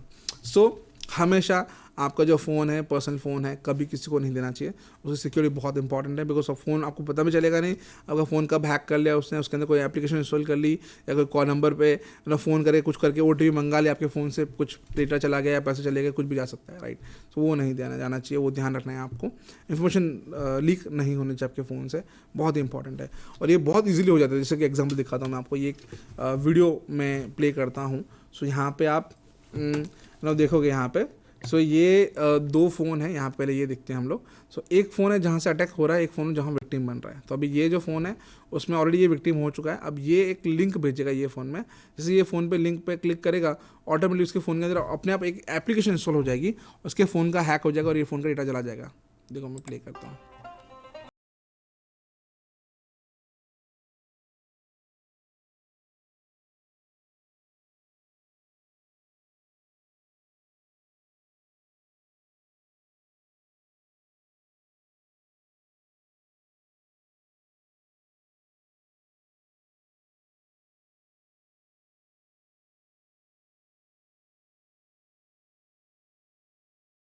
खाली बता रहा है, कुछ भी नहीं है।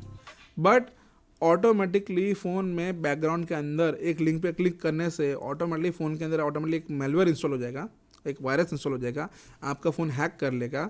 उसके बाद आपके फ़ोन से आपके दोस्तों को मैसेज भेजेगा ये लिंक, आपको लगेगा कि भाई ये दोस्त ने कुछ मैसेज भेजा इंपॉर्टेंट है, लिंक पे क्लिक करोगे, आपने लिंक पे क्लिक किया, एक लिंक पे क्लिक, एक क्लिक से आपका पूरा फ़ोन हैक हो सकता है, आप देख लो, ठीक है। और ये ऐसा होता है, ये लाइव रिकॉर्डेड वीडियो है।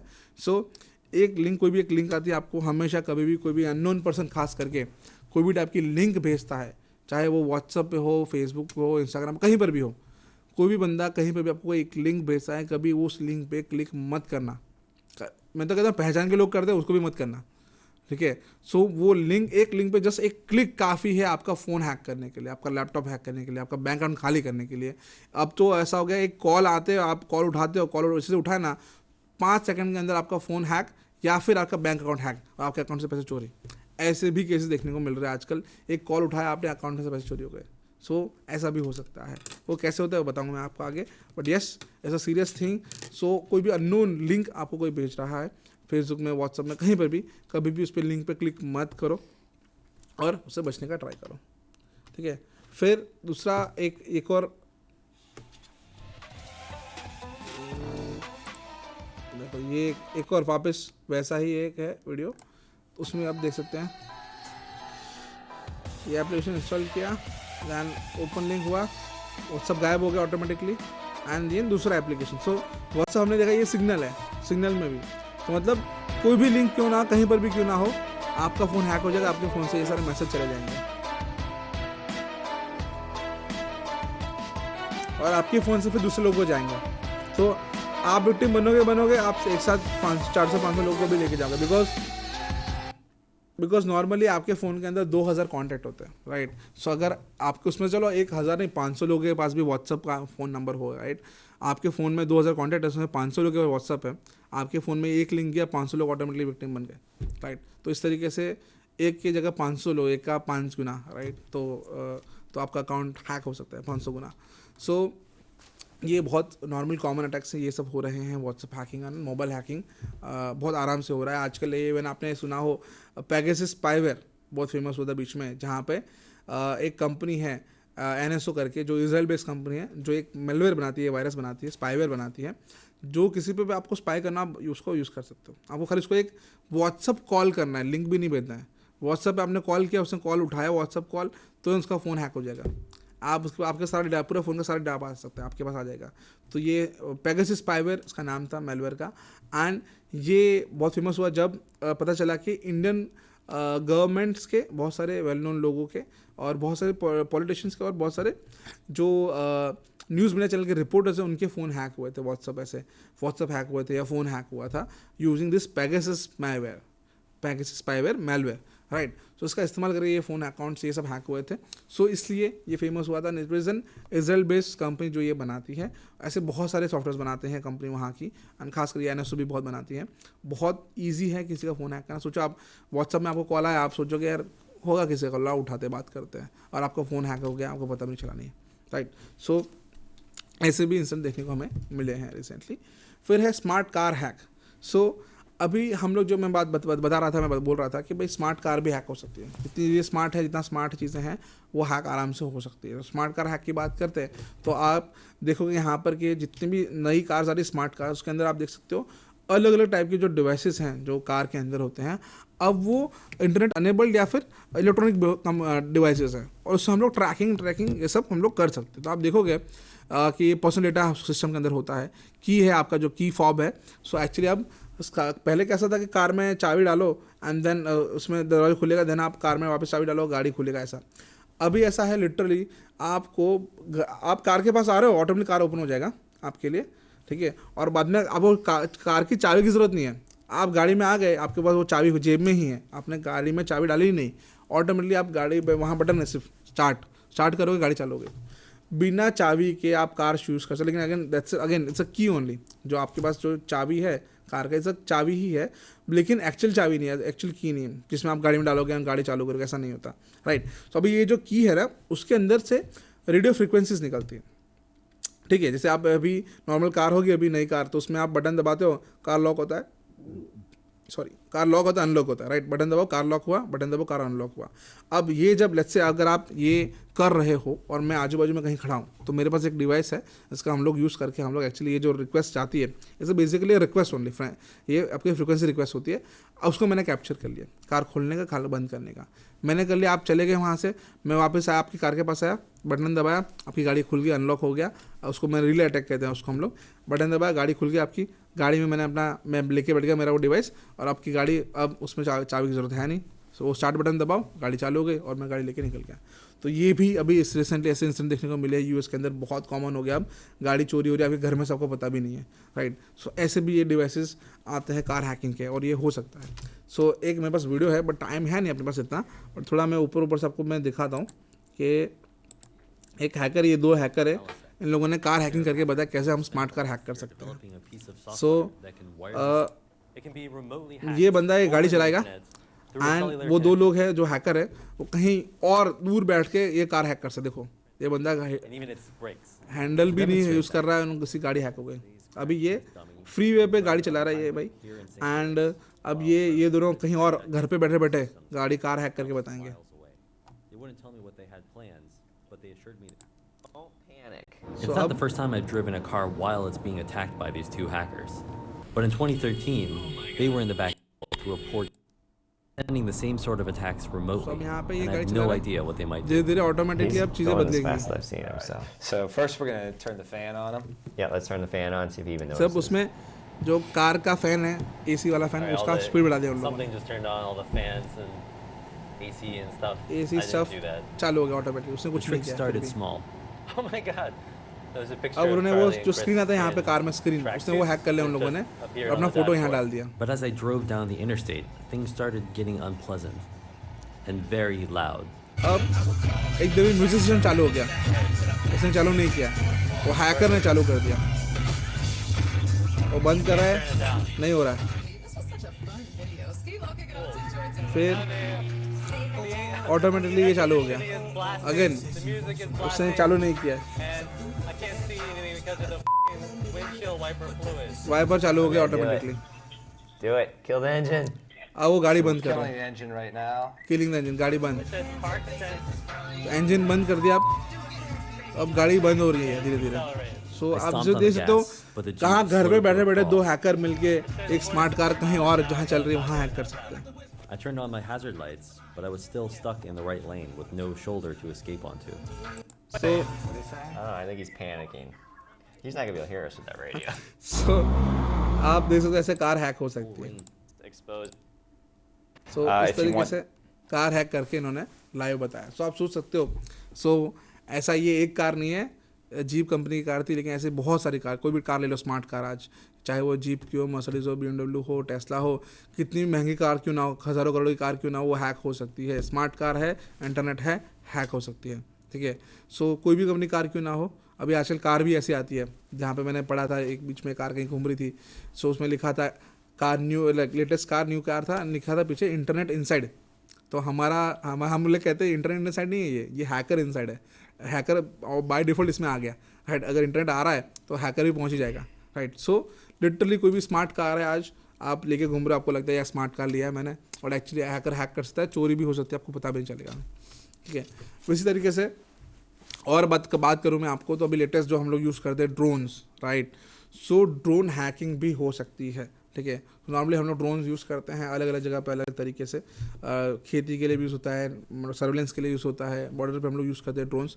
सो ड्रोन्स हैकिंग भी होती है, जहाँ पे हैकर को ड्रोन हैक कर सकता है। तो ऐसे भी केसेस हमने देखे जहाँ ड्रोन हैकिंग के केसेस भी देखे हैं। तो उसके भी मैं आपको एक लाइव वीडियो बताता हूँ, एक कि एक वीडियो है मेरे पास जिसमें हैकर्स ने ड्रोन हैक करके बताया। जैसे कि यहाँ पे आप देख सकते हैं, ये दो लोग हैं, इसके पास ड्रोन है, इसके पास ड्रोन है। तो अब ये जो लड़की है उसके पास ड्रोन है, ये ड्रोन हैक होने वाला है, ये लड़का हैक करने वाला है। उसके पास ये एक ड्रोन है एंड एक बीच में एक पीछे नीचे डिवाइस है, वाईफाई डिवाइस छोटा सा, उसको यूज करके हम लोग दूसरा ड्रोन हैक कर सकते हैं। सो दिखाता हूँ मैं आपको, ड्रोन रेडी हो गया। अब ये उड़ा रहे ड्रोन, अब ये दूसरा ड्रोन चालू किया। अब इसका ड्रोन हैक करेंगे हवा में ही। How's the handling on that guy? Pretty good. There's a little bit of turbulence since it's kind of windy out here, but not too bad.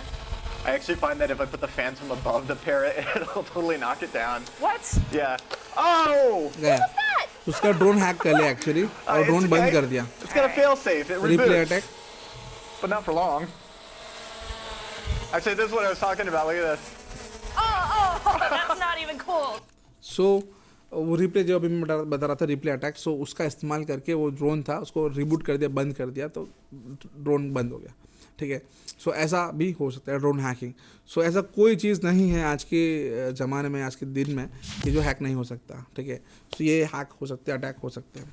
फिर बात करते हैं कॉमन वनरेबिलिटीज़ ऑन वेबसाइट्स, जो बहुत normal है, कोई वेबसाइट जो है वो हैक हो सकती है। तो उसके लिए बहुत सारे अलग टाइप के अटैक्स हैं जो हम लोग इस्तेमाल कर सकते हैं, हैकर्स इस्तेमाल कर सकते हैं। वेबसाइट्स को हैक करने के लिए अलग टाइप के इंजेक्शंस हैं, मतलब हैकिंग इंजेक्शंस। दैन अलग टाइप के रिप्ले अटैक्स है, वनरेबिलिटीज अटैक्स, वनरेबिलिटीज हैं इसका इस्तेमाल करके हम लोग वेबसाइट हैक कर सकते हैं। सो अलग टाइप के ब्रोकन ऑथेंटिकेशन है, ब्रोकन एक्सेस कंट्रोल है, इसका इस्तेमाल करके बिजनेस लॉजिक एरर्स हैं, इसका इस्तेमाल करके हम लोग वेबसाइट्स हैक कर सकते हैं। फिर है हमको ध्यान रखना ये सब चीज़ों का, that is privacy of data, कि अगर हमारा कंपनी है, हमारा बिजनेस है, या फिर हमारा ऑर्गेनाइजेशन है, कोई भी हो सकता है वो, गवर्नमेंटल नॉन गवर्नमेंटल, सो उसका जो लोग हैं वहाँ पे जो एक्सेस कर रहे हैं नेटवर्क या डेटा, राइट, उसका जो डेटा है उसकी प्राइवेसी का मेंटेन होना चाहिए। डेटा हैक नहीं होना चाहिए, यूज़ नहीं होना चाहिए, लीक नहीं होना चाहिए गलत तरीके से। सो ये हमें ध्यान रखना है। सो वो भी एक इम्पोर्टेंट पार्ट है कंपनी सिक्योरिटी पॉलिसीज़ का। देन सिक्योरिटी कंप्लायंसेस, जब हम लोग कंपनी एस्टेब्लिश करते हैं, लोगों का डेटा इकट्ठा करते हैं, चाहे वो again governmental non governmental organisation है, सो उनका काम है डेटा की सिक्योरिटी करना। तो सिक्योरिटी के लिए हम लोग कंप्लायंसेस, रूल्स रेगुलेशन फॉलो करते हैं। जैसे कि आपने सुना होगा हर साल हम लोग टैक्स क्यों भरते हैं, राइट, वैसा ही एक कंप्लायंस आता है, टैक्स में कंप्लायंस आता है। वैसा आपने देखा होगा ये सर्टिफिकेशन आते हैं, quality certification, ISO, right, ISO 2000, ISO 5000, 2018 quality certification है। तो वैसे ही सिक्योरिटी के भी कंप्लायंस होते हैं, सिक्योरिटी के भी रूल्स रेगुलेशंस हैं, तो वो हमें फॉलो करने पड़ते हैं। साथ में पॉलिसीज़ या रूल्स रेगुलेशन या लॉज भी होते हैं, जैसे कि इंडिया के अंदर IT एक्ट है, साइबर लॉ है, साइबर सिक्योरिटी पॉलिसीज है इंडिया की खुद की, और डेटा प्रोटेक्शन लॉज हैं, राइट। सो ये सब हमारे मदद करते हैं सिक्योरिटी के लिए। देन नेशनल साइबर इंफ्रास्ट्रक्चर एक सिस्टम है, जो क्रिटिकल इंफ्रास्ट्रक्चर सेक्टर्स हैं जितने भी हम लोग, अभी मैंने जैसे बात किया था, अभी साइबर अटैक्स होते हैं, ये सब चीज़ें, तो हम लोग ये सब चीज़ों में सिक्योरिटी हमारे लिए बहुत इंपॉर्टेंट, जैसे कि चाहे वो इंस्टीट्यूशनल एजुकेशन सेक्टर्स हो, स्पेस ऑर्गेनाइजेशन जैसे अपना इसरो है, डेटा क्लाउड सिस्टम जहाँ पे सेटअप किया गया हो मेन इंडिया का, एनर्जी सेक्टर्स हैं वो हैक हो सकते हैं, फूड एंड ग्रोसरी सेक्टर्स हैं, फिर बैंकिंग फाइनेंशियल सेक्टर्स हैं, उसकी नेशनल सिक्योरिटी बहुत इंपॉर्टेंट है। अगर वो सिक्योर नहीं है तो कोई हैकर आके पूरा कंट्री का इकोनॉमी मैनेज कर सकता है रातों रात, right. When defence, obviously defence के अंदर साइबर सिक्योरिटी बहुत इंपॉर्टेंट है, और उसके health critical infrastructure system health के अंदर भी बहुत इंपॉर्टेंट है। जैसे एग्जांपल देता हूँ मैं आपको, ड्यूरिंग द कोविड-19, सो एक हैकर ने UK के अंदर NHS national health care system, so वो हैक कर लिया था, डेटा पूरा हैक करके लीक कर दिया था। सो ऐसे भी इंसिडेंट देखने को मिलते हैं। फिर एक इवन ये पिछले महीने का एक केस है, दिल्ली का एम्स हॉस्पिटल, रैंसमवेयर अटैक हुआ था, पूरा सिस्टम बंद हो गया था। सो वो पैसे मांग रहा था, पैसे दो वरना मैं सब डेटा डिलीट कर दूंगा। सो ये सिस्टम बहुत इंपॉर्टेंट है, ये सिस्टम हमारे लिए network national health care systems. और अभी ऑलमोस्ट गवर्नमेंट ऑफ इंडिया का एक प्रोग्राम है जिसके अंडर में जितने भी लोग हैं इंडिया के सिटीजन है, सबका एक कॉमन डेटाबेस बनेगा, जहाँ पे सबकी मेडिकल हिस्ट्री वहाँ पे नोट होगी, सिक्योर होगी, रहेगी। फिर ट्रांसपोर्ट सिस्टम, कम्युनिकेशन सिस्टम्स, ये सारे भी ज़रूरत है, नेशनल इंफ्रास्ट्रक्चर्स हैं, तो सिक्योरिटी बहुत ज़्यादा ज़रूरी है हमारे लिए। फिर है ये ICS based industry control systems हैं। तो जैसे मैं बता रहा था कि SCADA सिस्टम, राइट, जो ये न्यूक्लियर पावर सिस्टम है, न्यूक्लियर पावर प्लांट है या ऑयल नेचुरल गैस पाइपलाइन है या कोई इतनी भी कॉम्प्लिकेटेड सिस्टम्स हो, हर एक के पीछे होता है SCADA सिस्टम होता है जो एक्चुअली कंट्रोल करता है। सो ये SCADA system mostly industrial control systems के अंदर होता है। इलेक्ट्रिसिटी ग्रिड में मिलेगा आपको, ऑयल नेचुरल गैस प्लांट में मिलेगा आपको, ये हर जगह रहता है मोस्टली, बड़ी क्रिटिकल स्मार्ट ग्रिड के अंदर। सो वहाँ पे अब ये चीज़ें हैक हो सकती है, कॉम्प्रोमाइज़ हो सकती है। तो उसका एक बहुत अच्छा ये चार्ट है डेमो बताने के लिए कि कैसे ये सब चीज़ें हैक हो सकती है। आप देखोगे लास्ट एंड पॉइंट है वहाँ पे, वो आपने रिग देखी, ऑयल रिग, जहाँ पे कहीं आप कहीं ट्रैवल कर रहे हो, कहीं रेगिस्तान में कहीं पे, तो आप देखो ऐसे ऑयल रिग होती है, जहाँ पे एक सिस्टम होता है, पुल्ली लीवर होता है, वो नो चल रहा होता है, तो हम देखते हैं भाई ये तो ऑयल वाला है, राइट, बट वो कैसे करता है? सो वो एक्चुअली रिग होता है जो ऑयल वहाँ से ग्राउंड में से खींचता है एंड देन सिस्टम में डालता है एंड देन वहाँ से वो लोग भर के लेके जाते हैं, राइट। अब ये चीज़ें वहाँ कोई इंसान भी दिखेगा नहीं आपको कहीं पर भी कभी भी हमेशा, ऐसा क्यों? बिकॉज वहाँ पे ये सिस्टम पूरा सेटअप करके रखा है, कंप्यूटर सिस्टम, कंप्यूटराइज सिस्टम सब कुछ। और वहाँ पे आप देखो वहाँ पे लास्ट में वो रिग से बाजू में पहले लिखा है PLC लिखा है, that is programmable logic control, जो मैं बता रहा था, और वो हैक हो सकता है। सो वो सिस्टम कनेक्ट होता है नेटवर्क के अंदर, नेटवर्क कनेक्ट होता है वाईफाई के साथ, और वो मेंटेन करता है, मैनेज करता है स्काडा सिस्टम। सो आप स्काडा सिस्टम हैक, आपने उसका वाईफाई हैक कर लिया, आपने स्काडा सिस्टम हैक कर लिया, स्काडा हैक कर लिया तो PLC हैक कर लिया, PLC हैक कर दिया, पूरा का पूरा नेटवर्क आपने हैक कर लिया। सो इस तरीके से आप पूरा कंपनी हैक कर सकते हो। It's a very serious thing. Then encryption हम लोग बहुत यूज़ करते हैं, रेगुलर बेसिस के अंदर यूज़ करते हैं, तो हमें ध्यान रखना है जब एंक्रिप्शन यूज़ कर रहे हैं तो किस तरीके से कर रहे हो, क्या कर रहे हैं, और हमेशा एंक्रिप्शन का इस्तेमाल करें। जब भी हमें कोई डेटा भेजना हो किसी को भी कहीं पर भी, तो एंक्रिप्शन हम लोग ज़रूर करें डेटा का। फिर ऑथेंटिकेशन, ऑथराइजेशन, जब भी हम लोग कोई इन्फॉर्मेशन भेज रहे, शेयर कर रहे हैं, तो हमेशा ये एक बेसिक चीज़ होती है सिक्योरिटी के पे, तो ये हमेशा ऑथेंटिकेशन, ऑथराइजेशन हमेशा हर जगह होता है। जैसे कि ऑथेंटिकेशन, ऑथराइजेशन मतलब क्या है? ऑथेंटिकेशन मतलब ये, जो मैं डेटा भेज रहा हूँ, राइट, सो मैं ऑथेंटिकेट डेटा भेज रहा हूँ तो उसके लिए वेरीफाई हो रहेगा कि मैं ही भेज रहा हूँ, कोई और नहीं कर रहा, right. So that's we prove who you are basically, right. And then authorisation, कि भाई आपको कितना परमिशन मिला है क्या क्या डेटा का यूज़ करने का, है ना, आप क्या कर सकते हो बेसिकली। जैसे कि एग्जांपल देता हूँ मैं, आपने कोई वेबसाइट एक्सेस कर रहे हो आप, ठीक है, कोई facebook.com, तो आपने आपको वेरीफाई कैसे करोगे कि मैं ही वो यूज़र हूँ जो ये अकाउंट का ओनर है? तो आपने क्या करोगे, आप यूज़र ने पासवर्ड डालोगे, तो आप वेरीफाई करो कि आप कौन हो, हु यू आर, ऑथेंटिकेशन, आप ऑथेंटिकेट कर रहे हो अपने आप को। देन अब ऑब्वियसली आप फेसबुक यूज़ कर रहे हो बट एज ए यूज़र, ना कि एज ए एडमिन, तो है ना, आप ओनर नहीं हो फेसबुक के वेबसाइट के, तो आप बैकएंड में क्या चला आप नहीं देख सकते, लेकिन वो लोग देख सकते हैं जो है जिसका एक्सेस है। So basically permissions, right. So आप एज ए यूज़र हो तो आपके पास यूज़र परमिशन है, तो आप यूज़र एक्सेस ही देख पाओगे। That is what you can do actually, that is authorisation, ठीक है। देन इसका एडवांस वर्जन कहें हम लोग, that is called identity and access management. अपने आपको प्रूव करना है, वेरीफाई करना है कि भाई ये ऑथेंटिकेट यूज़र है कि नहीं, एंड किसको कितना एक्सेस मिलना चाहिए वो हम लोग मेंटेन करते हैं। तो वो पूरा का पूरा एक बहुत नया डोमेन आया साइबर सिक्योरिटी के अंदर, जिसका फोकस यही है आइडेंटिटी एंड एक्सेस मैनेजमेंट करना, ठीक है, INAS। देन है man in the middle attack. So ये एक साइबर टाइप का एक साइबर अटैक है, जहाँ पर मैं आपको कोई डेटा भेज रहा हूँ, तो मैं भेज रहा हूँ तो डायरेक्ट आपके पास नहीं जा रहा, वो कोई और हैकर बीच में बैठ के वो डेटा गैदर कर रहा है हमारे भी दोनों के बीच में, जो मैं आपको भेज रहा हूँ उसमें वो कलेक्ट करेगा, देखेगा, कुछ चेंजेस करेगा, कोई चेंजेस करने के बाद फिर आपको भेजेगा। आपको लगा मैंने ही भेजा, बट मैंने नहीं भेजा, किसी और ने भेजा है। तो बीच में जो वो कर रहा है बंदा, तो उसको हम लोग कहते हैं man in the middle person, and वो अटैक कर रहा है, that is called man in the middle attack. फिर है DNS हाईजैकिंग। सो अभी ऐसा बहुत कॉमन हो गया है, जहाँ पर आप कोई वेबसाइट एक्सेस करने जाते हो बट एक्चुअली कोई और वेबसाइट ओपन हो जाती है अपने आप, या कोई और वेबसाइट एक्सेस हो गया, आपको पता भी नहीं है, it's a fake website basically. So ऐसा आपको आना चाहिए लेजिटिमेट वेबसाइट पे, बट एक्चुअली आप फेक वेबसाइट पे चले जा रहे हो। तो उसमें क्या हुआ कि हैकर ने क्या किया, DNS सर्वर में अपनी वेबसाइट के कोड डाल दिए, अपने एक कोड आता है वो डाल दिया उसने, ताकि वेबसाइट आपकी वेबसाइट की जगह पे आप उसकी वेबसाइट पे, मतलब उसकी हैकर की वेबसाइट पे जाओगे आप। तो ऐसे इसको हम लोग कहते हैं DNS हाईजैकिंग, जहाँ पे आपका जो DNS है, डोमेन नेम सिस्टम, उसका सर्वर जो है वो हाईजैक हो चुका है। Last point is network security. So हमेशा नेटवर्क अगर आप सेटअप करते हो, सर्वर सेटअप करते हो या नेटवर्क सेटअप करते हो, तो हमेशा हमें नेटवर्क का ध्यान रखना चाहिए, सही से कॉन्फ़िगरेशन करना चाहिए, उसकी सिक्योरिटी पर्सपेक्टिव सही से हमें सेटअप करना चाहिए, ताकि वो हैक ना हो सके। बाकी डिटेल्स आगे देखेंगे हम लोग, 1-2 दिन के अंदर डिस्कस करने वाले हैं।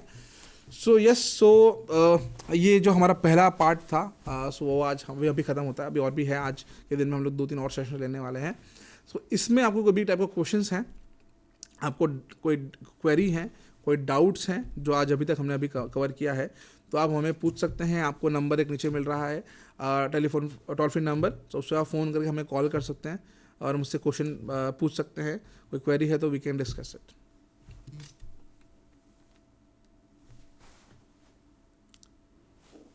और these are my contact details. So अगर आपको कोई डिटेल्स मुझसे कुछ पूछना हो डायरेक्टली भी, या कनेक्ट करना हो आपको मुझे, तो आप मुझे मेरे फ़ोन नंबर पर डायरेक्टली पूछ सकते हैं, या मैसेज कर सकते हैं, या कॉल कर सकते हैं, या फिर मुझे फॉलो कर सकते हैं मेरे कनेक्ट डिटेल्स पर।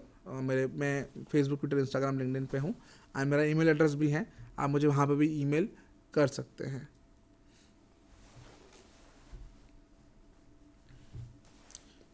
सो अभी ऑब्वियसली नंबर तो है यहीं पे, आप मुझे बात कर सकते हैं। वंदे गुजरात टोल फ्री नंबर है, उस पर आप फ़ोन करके आप मुझे पूछ सकते हैं कि आपको कोई भी क्वेरी है, डाउट है, तो we can have a conversation right now. अभी हम लोग डिस्कस कर सकते हैं।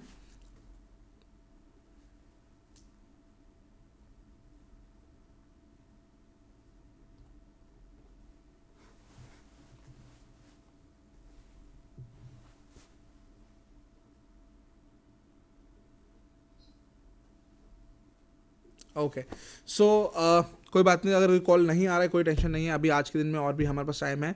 आप अपने क्वेश्चंस को नोट करके रख सकते हैं, जब नेक्स्ट टाइम हम आपको कहेंगे कि आप कॉल कर सकते हैं तो आप प्लीज़ कॉल करिएगा एंड वी कैन डिस्कस कि आपकी कोई भी क्वेरीज हैं, क्वेश्चंस हैं, आप we can have a discussion, ठीक है। सो अभी के लिए इतना रखते हैं, let's have a break and tea break और स्नैक्स ब्रेक, एंड हम लोग 10-15 मिनट में वापस मिलते हैं। सो धन्यवाद।